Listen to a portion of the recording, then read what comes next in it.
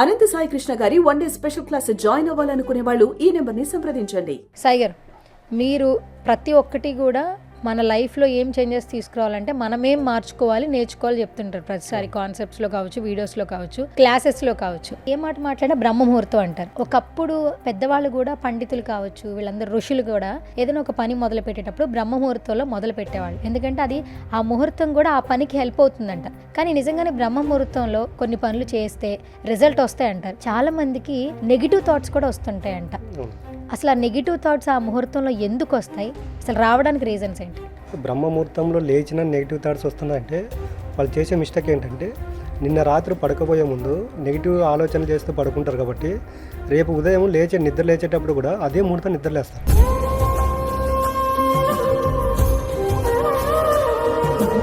కాబట్టి మా క్లాస్లో వచ్చే ప్రతి ఒక్కరికి ఏం చెప్తామంటే, మేము ఎక్స్పెషల్గా చెప్పేది, నీకు ఏదైతే నీ జీవితంలో కావాలని కోరుకుంటావో ఈ రోజు నైట్ నుండే స్టార్ట్ చేయని చెప్తాము. ఎప్పుడైతే ఒక వ్యక్తి నైట్ పడకపోయే ముందు హ్యాపీగా నిద్రపోయాడు అనుకోండి, రేపు ఉదయం కూడా అదే ముహూర్తం నిద్రలేస్తాడు.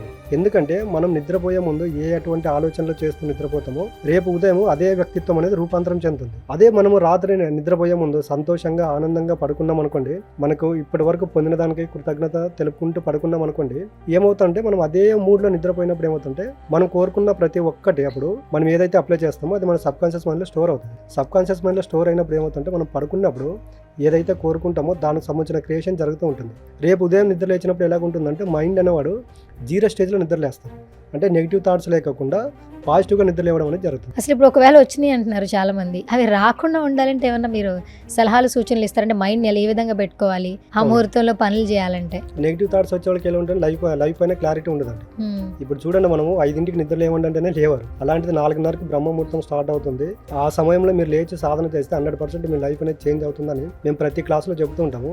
కానీ ఆ ధైర్యం ఎవరు చేయట్లేదండి. మనిషికి ఎలాగుంటుందంటే షెడ్యూల్డ్ లైఫ్ కోరుకున్నారు అంటే రిస్క్ చేయకూడదు, అంటే మనం అర్లీ మార్నింగ్ నిద్ర లేవకూడదు, సాధన చేయకూడదు, కానీ మనం కోరుకున్నది మన లైఫ్లో రావాలి. ఇలాంటి మెంటాలిటీతో ఉన్నప్పుడు 100% వాళ్ళు ఏదైతే కోరుకుంటారో అది రాదండి. ఇప్పుడు ఎలాగుండదంటే యూనివర్స్ సిద్ధాంతం అనేది ఇప్పుడు భూమిపైన ఎనర్జీస్ అనేది చాలా అంటే ఎక్కువగా ఉన్నాయండి. అది ఎలాగుంటుందంటే మనం చాలాసార్లు మాట్లాడుకున్నాం, యూనివర్స్ అనేది మన బాడీ ఎక్కడుంటుందో దానికి సంబంధం లేదు, మన యొక్క ఆలోచనలకు ఎనర్జీ ఫ్రీక్వెన్సీ ఎంత ఉందనో దాన్ని తీసుకుంటుంది. బట్ మనం బ్రహ్మముహూర్తంలో నిద్ర లేవడం వల్ల ఏమవుతుందంటే ఆ సమయంలో మనం ఇప్పుడు చూడండి, మన హిందువులు అయితే బ్రహ్మముహూర్తం అంటారు, అదే మన క్రిస్టియన్స్ అనుకోండి ఏంజిల్స్ తిరిగే టైం అంటారు, ముస్లిమ్స్ అనుకోండి తొలి నమాజ్ అంటారు అనమాట. అంటే చూడండి, ఇక్కడ వ్యక్తుల్ని మనము మతాలని ఇవన్నీ పక్కన పెట్టేస్తే ఆ సమయానికి ప్రతి ఒక్క మతం వాళ్ళని ఇంపార్టెంట్ ఇస్తున్నారో లేదా. కాబట్టి మనకు నచ్చినా నచ్చకపోయినా ఆ సమయం అనేది వెరీ పవర్ఫుల్ అండి. దానికి ఒక మనిషి ఏదైనా నీవు లైఫ్లో చేయాలి, సాధించాలనుకున్నా, అచీవ్ చేయాలనుకున్నా బ్రహ్మముహూర్తం అనేది చాలా ఇంపార్టెంట్ అండి. ఒక బ్రహ్మముహూర్తంలో 41 రోజులు లేచి సాధన చేశారనుకోండి, ఖచ్చితంగా మీ లైఫ్లోకి ఏది కావాలో అది ఖచ్చితంగా వచ్చి తీరుతుందండి. దానికి ఎగ్జాంపుల్గా మనం మాట్లాడాలనుకుంటే, ఇప్పుడు మాలధార వేసి ఉంటారు కదా, వాళ్ళని చూడండి ఒకసారి కావాల్సి ఉంటే. ఇప్పుడు చలికాలం మనం చన్నీళ్ళు అలా టచ్ చేయడానికే భయపడుతుంటాం, అంత చల్లగా ఉంటాయి. మళ్ళీ వాళ్ళు ఉదయం 4ంటికి నిద్ర లేచి చన్నీళ్ళతో స్నానం చేసి పూజా కార్యక్రమాలు చేస్తారు. 41 రోజుల తర్వాత చూడండి వాళ్ళ మైండ్లో అసలు నెగిటివ్ ఆలోచన అనేది ఉండదు. మళ్ళీ అవన్నీ వాళ్ళకి ఎక్కడికి వచ్చిందంటే బ్రహ్మముహూర్తంలో లేచి పూజలు చేయడం వల్ల. అంటే అక్కడ వాళ్ళు ఏది కోరుకోరు, అంటే నాకంతా ఈ భగవంతుడే నన్ను కాపాడుతున్నాడు కాబట్టి ఈ భగవంతుని సేవ చేసుకోవాలని బ్రహ్మముహూర్తంలో పూజ చేస్తారు. మేమేం చెప్తున్నామంటే, ఇక్కడ మా క్లాస్లో పంచభూతాల దీక్షను పెట్టాము. ఈ బ్రహ్మముహూర్తంలో లేచి మీరు పంచభూతాలతో ఎలాగుండాలి, ఎలా మమేకమయ్యాలి, ఏం చేస్తే పంచభూతాలు మనకు సపోర్ట్ చేస్తాయన్నప్పుడు వాళ్ళకి డైలీ మేము ఈ విధమైనటువంటి సాధన చేయించుకుండడం వల్ల ఏమవుతుంటే 41 డేస్ వాళ్ళకి 100% రిజల్ట్ అనేది రావడం జరుగుతుంది. పంచభూతాలతో మమేకం అని చెప్తుంటారు. అసలు ఈ జనరేషన్లో వాళ్ళు అసలు మమేకం అవుతున్నారా?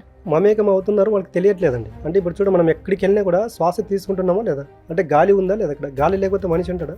ఇప్పుడు మనం ఎక్కడికి వెళ్ళినా వాటర్ తాగుతున్నామో, వాటర్ తీసుకుంటున్నాము, బట్ వాటి యొక్క విలువ మనకు తెలియట్లేదు. అంటే ఇవి మనకు ఏ విధంగా ఉపయోగపడుతున్నాయి, వీటికి అసెండ్ అయ్యి వీటితో మమేకమైతే మన లైఫ్ని మనం చేంజ్ చేసుకోవచ్చు అనేది వాళ్ళకి తెలియదండి. మనం ఇతిహాసాలు, పురాణాలు, త్రేతయుగం, ద్వాపరయుగం మీరు ఏమన్నా చూసుకోండి, అప్పట్లో ఋషులు కావచ్చు, తర్వాత సాధన చేసిన వాళ్ళు పంచభూతాలతో అద్భుతాలు క్రియేట్ చేశారు. ఇప్పుడు సాయిబాబా ఉన్నాడు, సాయిబాబాను చూసుకుంటే ఆయన వంట వండేటప్పుడు చేయి పెట్టి తిప్పేవాడు, అంటే ఆయన అగ్నితత్వం వశం చేసుకున్నాడు. కొంతమంది ఇప్పుడు ఋషులు ఉన్నారు, గాలిలో సూక్ష్మ శరీరంలో తిరుగుతూ ఉంటారు, వాళ్ళు గాలిని ఆసెండ్ చేసుకున్నారు అనమాట. ఇప్పుడు మనకు కుంభమేళాలు జరుగుతుంటాయి, కుంభమేళాలు జరిగినప్పుడు చూడండి అక్కడ అఘోరాలు వస్తారు. వాళ్ళు అప్పుడు దాకా ఎక్కడుంటారో తెలియదు, కొన్ని లక్షల మంది వస్తారు అక్కడికి. అసలు చాలా మంది హై క్వాలిటీ కెమెరాలు పెట్టి చూశారు, వాళ్ళు ఎక్కడికి వెళ్తారో ఏం చేస్తారో కెమెరాలో బంధించాలని అసలు రికార్డ్ అవ్వలేదు. వాళ్ళంతా అక్కడ సూక్ష్మ శరీరంలో వస్తారు, అంటే సాధన. వాళ్ళు పంచభూతాలకు అసెండ్ అయిపోయి ఉంటారు. రీసెంట్గా ఒక వీడియో చూసాము, హిమాలయాలో ఒక అఘోరి భయంకరమైన మంచు కూర్చేటప్పుడు తపస్సు కూర్చున్నాడు చలించకుండా. మరి అసలు మనము ఈ మాత్రం చలికే స్వెటర్లు వేసుకొని బయట తిరుగుతున్నాము. ఆయన అంత హిమాలయాల్లో అంత పెద్ద చలిలో, రక్తం కూడా గడ్డగట్టే చలిలో ఒంటిపైన బట్టలు లేకుండా కూర్చొని సాధన చేస్తున్నాడు.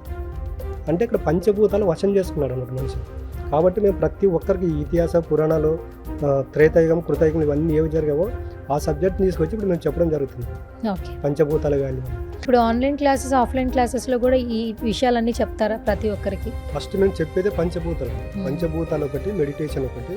ఈ పంచభూతాలతో మమేకమై ఎలాంటి మెడిటేషన్ చేస్తే ఎలాంటి ప్రాబ్లం క్లియర్ చేసుకోవచ్చు అనేది మేము ఈ క్లాసులో చెప్పడం జరుగుతుంది. సాయి గారు, ఆన్లైన్ క్లాసెస్, ఆఫ్లైన్ క్లాసెస్ గురించి చెప్తూ ఉంటారు. అసలు నెక్స్ట్ ఆన్లైన్ క్లాసెస్ ఎప్పుడు చేస్తున్నారు, కండక్ట్ చేస్తున్నారు? ఆన్లైన్ క్లాస్ అనేది మనకి ఎవ్రీ సండే ఉంటుందండి. ఆఫ్లైన్ వచ్చేసి మనకి February 8 ఉందండి. February 8th. అవును. Okay. Timings 10 to 5. 10 to 5. Details ఏమైనా చెప్తారా, ప్లేస్ అదన్నీ? స్క్రీన్ పైన మనకి స్కూల్ అయ్యే నెంబర్కి కాల్ చేస్తే మా స్టాఫ్ అవైలబుల్ వచ్చేసి దాని డీటెయిల్స్ ఇస్తారు. ఓకే.